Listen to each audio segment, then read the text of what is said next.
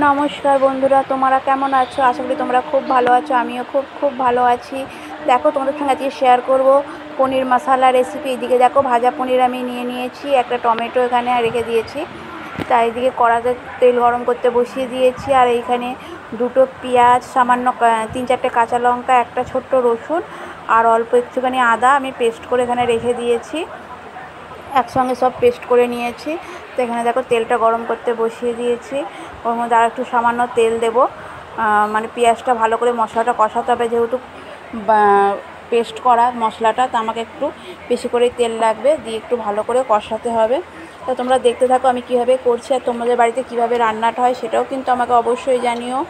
তো দেখো, প্রথমেই একটু একটা এলাচ আর একটা দারচিনিকে টুকরো করে দিয়ে দিলাম, একটা তেজপাতাকে ছিঁড়ে নিয়ে দিয়ে দিলাম, আর সামান্য একটুখানি গোটা জিরে দিয়ে দেবো। দিয়ে আগে ফোড়নটাকে ভালো করে ভেজে নেব। তা আমি এইটা চেয়েছিলাম কাঁচা পনির দিয়েই করতে, কিন্তু কি বলবো, আমাদের বাড়িতে এই একটা প্রবলেম যে ভালো করে ঠিকঠাক না বলে দিলে সে আনতে পারে না। আমি বলেছি পনির আনতে, সে দোকানে গিয়ে বলেছে পনির দিতে। এখন দোকানদার জিজ্ঞাসা করেছে কাঁচা না ভাজা, সে তো আর জানে না কাঁচা না ভাজা, বলেছে যা আছে দাও। তা ভাজাটাই দিয়ে দিয়েছি, কী আর করার আছে, যা এনেছে তাই দিয়েই করতে হবে। তোমাদের বাড়িতে কার কার এরকম প্রবলেমটা হয় গো, আমাকে অবশ্যই কমেন্টে জানিও কাদের কাদের এরকম প্রবলেম আছে বাড়িতে। আমাদের তো বাড়িতে কিছু আনতে গেলে পুরোপুরি যদি একটু কিছু বলতে ভুলে গেছি, পুরোটা না বলতে, তো এরকম গণ্ডগোল হয়ে যায়। কিছু করার নেই, যা আছে তাই দিয়েই করতে হবে। তার ফোড়নটা ভাজা হয়ে গেছিলো, দেখো তার মধ্যে মশলাটা দিয়ে দিলাম। দিয়ে মশলাটা দিয়ে ভালো করে এটা কষিয়ে নেবো। তো তোমাদের বাড়িতে কেমন করে রান্না হয় আমাকে অবশ্যই জানিও, কে কেমন করে পনির মশলা বানাও। তো আমি গরমেই হালকা মশলা দিয়েই বানাচ্ছি। তো একটু হলুদ আর নুন দিয়ে ভালো করে মশলাটা আস্তে আস্তে ঢাকা দিয়ে কষাতে থাকবো। পেঁয়াজ কুচিয়ে দিলে অতটা টাইম লাগে না, কিন্তু বেটে দিলে একটু টাইম নিয়ে ভালো করে কষাতে হয়। আস্তে আস্তে ভালো করে ধৈর্য নিয়ে কষাতে হয়। পেঁয়াজটা বেটে দিলে, কারণ পেঁয়াজটা আমি বেটে দিলাম এই কারণেই, যাতে থিকনেসটা সুন্দর হয় একটু মশলা, কারণ আমি টক দই দিচ্ছি না এর মধ্যে। তা মশলাটা যাতে ভালো বেশ মাখো মাখো হয়, তার জন্য পেঁয়াজটা আমি কুচিয়ে দিয়েছি, এই বেটে দিয়েছি।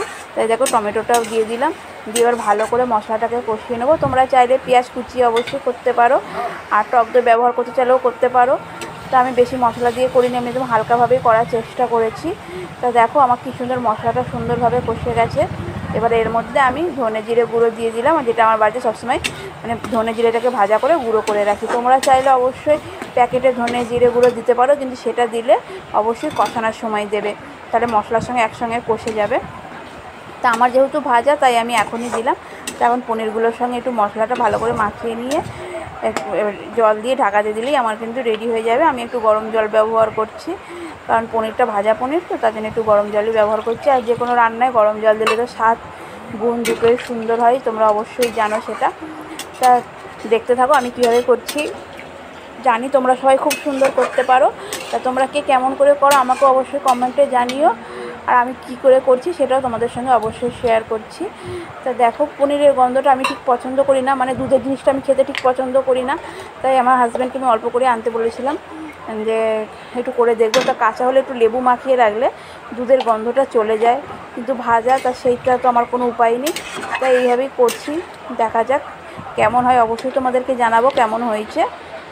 আর তোমরা কে কে পনির খেতে পছন্দ করো সেটাও আমাকে জানিও। তাকে আমি ঢাকা দিয়ে কিছুক্ষণ ফুটতে দিয়েছিলাম, আর কত সুন্দর ফুটে পুরো মশলাটা দেখেছে, একদম গ্রেভিটা কত সুন্দর মাখা মাখা হয়ে গেছে। এটা কিন্তু রুটি, লুচি, পরোটা যার সঙ্গে খাবে খুব ভালো লাগবে। এইটা আমি রাত্রিবেলা ডিনারে রুটির সঙ্গে সার্ভ করবো, তার জন্য এইভাবে করেছি। তাই দেখো, এর মধ্যে আমি একটু গরম মশলা, একটু কসৌরি মেথিকে আমি গরম করে একটুখানি হাতে করে নিয়েছিলাম। তা দেখো, গরম মশলা আর কসুরি মেথিটা দিয়ে ভালো করে নাড়িয়ে নিলাম। নিয়ে এবার একটু ধনেপাতা দিয়ে সার্ভ করবো। আর দেখো, আমার পনিরগুলো কত সুন্দর সফট হয়েছে, খুব সুন্দর সফট পনিরগুলো হয়েছে। হ্যাঁ, তুমি দেখতেই পাচ্ছ। তাই দেখো, একটুখানি ধনেপাতা দিয়ে দিলাম, দিয়ে কিছুক্ষণ স্ট্যান্ডিং টাইমে ঢেকে রেখে দেবো। রেখে দিয়ে তারপরে কিছুক্ষণ পরে আমি সার্ভ করে দেবো। তো তোমাদের ভিডিওগুলো কেমন লাগছে অবশ্যই জানাবে। দেখো কত সুন্দর দেখতে লাগছে পনির মশলাটা। তা ভিডিওগুলো ভালো লাগলে অবশ্যই লাইক, কমেন্ট, শেয়ার করতে ভুলবে না। চ্যানেলটা অবশ্যই সাবস্ক্রাইব করে দেবে।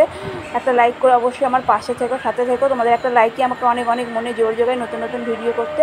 সবাই খুব ভালো থেকো, সুন্দর থেকো, সুস্থ থেকো। Tata, by.